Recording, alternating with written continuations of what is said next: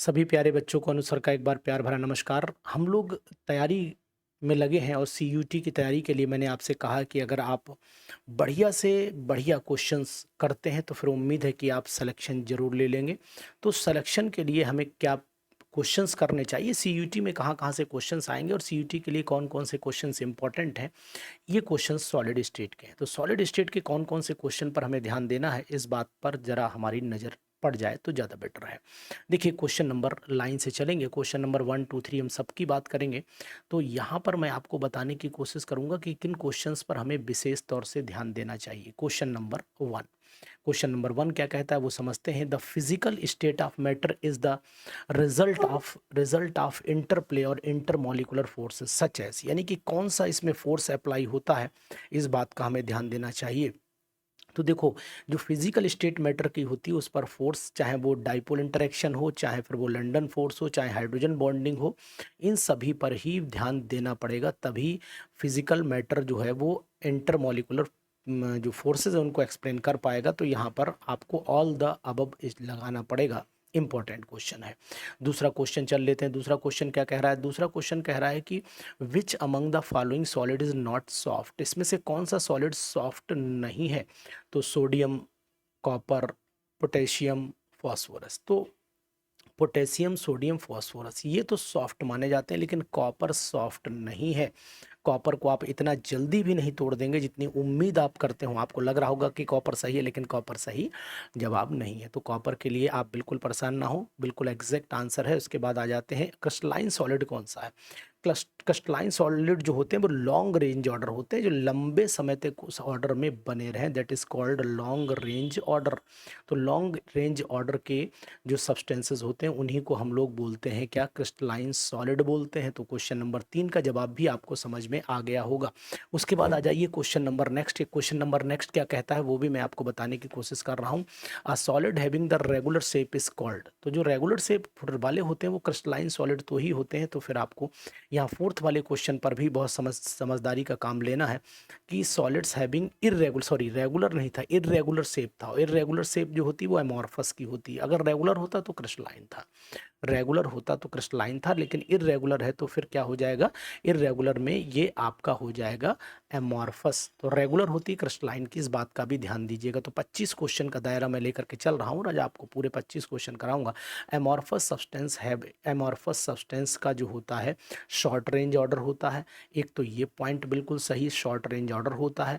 और indefinite heat of fusion की अगर मैं बात करूं तो फिर इसका मतलब है कि इनडेफिनिट हीट ऑफ फ्यूज़न भी इसमें होती है।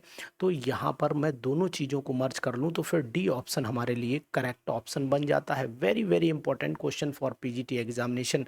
सो प्यारे मेरे दोस्तों, प्यारे बच्चों, इस चीज़ पर ध्यान दीजिए कि अगर ये क्वेश्चन आपने तैयार किए तो सिलेक्शन आपका निश्चित है। एमॉर्फस सॉलिड क्या होते हैं? एमॉर्फस सॉलिड की बात करता हूँ तो इनके मेल्टिंग बॉइलिंग पॉइंट शार्प नहीं होते। एग्जिबिट एन आइसोट्रॉपी, ये आइसोट्रॉपी शो करते हैं। डू नॉट अंडरगो, तो इसमें से हमें सही कौन सा लगाना चाहिए? तो इस बात का ध्यान दें कि ये दोनों, मतलब ये क्रिस्टलाइन की प्रॉपर्टी, ये भी क्रिस्टलाइन की property, do not undergo the clean cleavage नहीं होता इनका, तो यही इनकी प्रॉपर्टी है। तो विच कट विद नाइफ, जब चाकू से काटेंगे तो बिल्कुल शार्पनेस नहीं आई, क्लीननेस नहीं, थोड़ा जैसे आप कभी देख ले तो वो वेरिएशन आ जाएगा उसमें। ग्लास क्या होता है? ग्लास एक सुपर कूल्ड लिक्विड की तरह कंसीडर किया जाता है। बहुत ही इंपॉर्टेंट क्वेश्चन है कि ग्लास आखिरकार क्या है। तो आप जान लीजिए कि ग्लास क्या है। ग्लास एक सुपर कूल्ड लिक्विड की तरह कंसीडर किया जाता है। इस बात का ध्यान दो, बहुत ही इंपॉर्टेंट क्वेश्चन की सीरीज चल रही है दोस्तों। और अभी भी अगर आप नहीं समझ पा रहे हो तो मुझे लगता है कि शायद आप बहुत बड़ी बेवकूफ़ी करोगे। सीयूटी के लिए ज़बरदस्त क्वेश्चन है ये हमारे, इन पर विशेष तौर से ध्यान दो। क्लासिफिकेशन ऑफ क्रिस्टलाइन पर चले आते हैं। The molecule of the polar molecular solid are held together by, यानी कि द मॉलिक्यूल, जो पोलर मॉलिक्यूल होते हैं वो डाइपोल डाइपोल इंटरेक्शन से ही जुड़ेंगे। ये बात भी आपको ध्यान देनी पड़ेगी। तो यहाँ पर डाइपोल डाइपोल इंटरेक्शन पर चले आइए। Which of the following is a hydrogen bonded molecular solid, जिसमें हाइड्रोजन बॉन्डिंग, तो आपको HCl CH4 इनमें किसी में नहीं, आइस में हाइड्रोजन बॉन्डिंग होती है। ये आपको पता होना चाहिए ना कि आइस में हाइड्रोजन बॉन्डिंग होती है। Ice has the 3 dimensional crystal structure in which 1/2 of the total volume is occupied. तो ये क्वेश्चन अपने में पर्टिकुलर है, इंपॉर्टेंट क्वेश्चन है कि ice has the 3 dimensional crystal structure in which total volume जो अनऑक्युपाइड रह जाता है वो 1/2 होता है इसका। ये याद रखना पड़ेगा कि आइस का 3 डायमेंशनल स्ट्रक्चर जब बनता है तो आप 3D स्ट्रक्चर जब बनाते हो आइस का, तो आप नोट कर पा रहे होंगे कि यहाँ पर हम लोग जैसे H2O का जब स्ट्रक्चर बनाएंगे और यहाँ पर एक डॉट डॉट दिया, यहाँ पर एक डॉट डॉट दिया, आपने यह पढ़ा होगा, समझा भी होगा कि ये जो स्ट्रक्चर होता है इस तरीके से, फिर यहाँ से H जुड़ जाएगा, फिर इसी तरीके से यहाँ पर आपका O हो गया, फिर यहीं पर आपका H हो गया, एंड सो ऑन, ये चलता रहेगा। तो जो स्ट्रक्चर यानी कि वॉल्यूम ऑक्यूपाई करता है वो लगभग आधा वॉल्यूम ऑक्यूपाई करता है, तो 1/2 पर आप टिक कर दीजिएगा।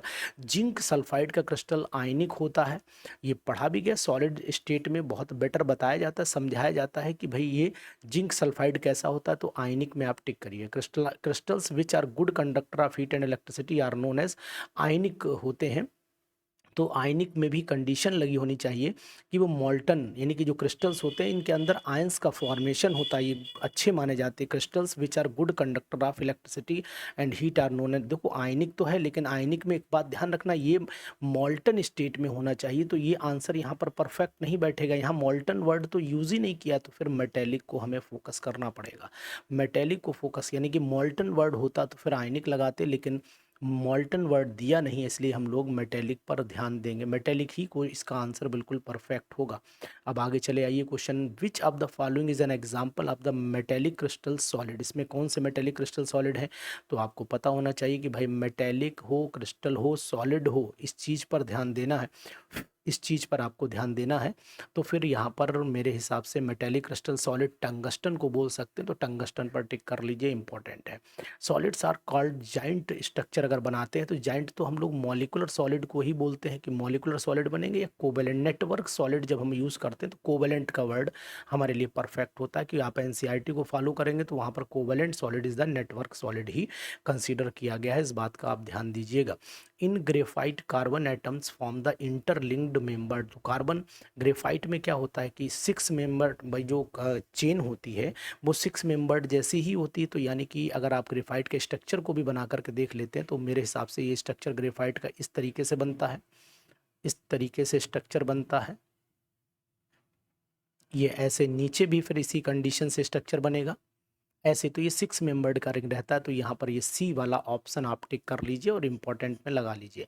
इन फ्लोरीन कार्बन एटम्स आर, अब फ्लोरीन के अंदर देखो कितना बढ़िया क्वेश्चन है कि फ्लोरीन के अंदर sp2 हाइब्रिडाइज्ड कार्बन होता है, ये बात याद कर लो कि फ्लोरीन के अंदर sp2 हाइब्रिडाइज्ड कार्बन होता है। फ्लोरीन जब पोटेशियम से रिएक्शन कर लेती है तो फिर बनाती है K35 और को कार्बन 60 हो जाते हैं, तो इस पर हम टिक कर लें। ये एक एक इम्पॉर्टेंट क्वेश्चंस हैं, अगर आप हमारी क्लास को CUT की ज्वाइन करते हैं तो फिर आपके लिए ये बहुत अच्छा मौका होगा कि हम आपको क्वेश्चंस का भरपूर जो है वो केमिस्ट्री तैयार करने के लिए तत्पर होंगे, और साथ ही साथ हम आपकी केमिस्ट्री को एकदम अप टू द मार्क कर लेंगे। ठीक है, द 3 डायमेंशनल ग्राफ आप अपनी, यानी कि 20 क्वेश्चन 25 में कराऊंगा, तो the 3 dimensional graph of the lattice point अगर हम लोग देखते हैं, द सेट पैटर्न जो होता है वो क्या कहलाता है, तो आपको पता होना चाहिए ये सेट यूनिट सेल कहलाता है। होल लैटिस को क्या बोलते हैं, the 3 dimensional graph of lattice point, तो लैटिस पॉइंट का मतलब इस पर्टिकुलर पॉइंट की बात कर रहा है, तो उसको हम लोग यूनिट सेल के नाम से जानते हैं। पर्टिकुलर पॉइंट को, नहीं 4 यूनिट सेल हैं तो फिर एक क्रिस्टल लैटिस हमारा तैयार हो जाता है। 19th क्वेश्चन पर चले आइए। 19th क्वेश्चन क्या कह रहा है, for a solid with the structure as shown in the figure, coordination number अगर हम ढूंढना चाह रहे हैं तो सेंटर का कोऑर्डिनेशन नंबर आपको साफ दिखाई दे रहा होगा कि यहाँ पर नोट कर पाइए, तो आप देखिए इस वाले को टच करिए, तो यहाँ पर आपको 1 2 3 और इसके बाद 4, ठीक है ना, और ऊपर 5 6, यानी कोऑर्डिनेशन नंबर अगर आप नोट कर पा रहे हो तो यहाँ पर 6 निकल करके आएगा, बहुत ही important. The unit cell with the following structure refer to, यानी किसको रिफर कर रही है, तो आपको पता होना चाहिए जहाँ एंगल बराबर हो, एल ए इज़ नॉट, यहाँ पर ए जो है, ए और बी अगर आप नोट कर पा रहे हो तो अलग अलग है, यानी ए और बी सेम है, सी अलग हो जा रहा है, तो यहाँ पर फिर, और यानी कि मैंने आपको CTORHMT सिखाया था। सी का मतलब है यहाँ पर A is equal to B is equal to C, तो A is equal to 90, B is equal to 90, C भी 90, तो इसका मतलब हुआ कि ये हो गया आपका, यहाँ पे आ गए हम लोग ऑर्थोरोम्बिक पर यहाँ पर ए यानी कि A is equal to B is equal to C, यहाँ पर भी क्या होता है, A is not equal to B not equal to C, oh sorry is equal to C, और यहाँ पर एक कट और तीनों कट, यानी कि ये तीनों बराबर नहीं है, ए बी सी बराबर नहीं है, तो ऑर्थोरोम्बिक पर हम लोग टिक करेंगे। तो अगर आप ये क्वेश्चन करना चाह रहे हैं तो फिर ऐसे क्वेश्चन की भरमार के लिए फिर आपको लगातार हमारे साथ बने रहना। देखिए कितने अच्छे अच्छे क्वेश्चंस हैं, ये सभी क्वेश्चन मैं कराऊंगा, सॉलिड स्टेट के बेटर क्वेश्चंस हैं, इनकी तैयारी के लिए आपको ध्यान देना पड़ेगा। आज 20 क्वेश्चन करिए और 20 क्वेश्चन के बाद आप हमें बताएंगे कि अगर सर हमें ये क्वेश्चन अच्छे लगते हैं, हमारी कंपटीशन की तैयारी के लिए इम्पोर्टेंट है, तो फिर हम आपकी तैयारी को कंटिन्यू जरूर रखेंगे। तो आप प्लीज़ इन क्वेश्चन को अपने दोस्तों के साथ शेयर जरूर कर दीजिएगा, जिससे कि आपकी preparation up to the mark चलती रहे। ओके।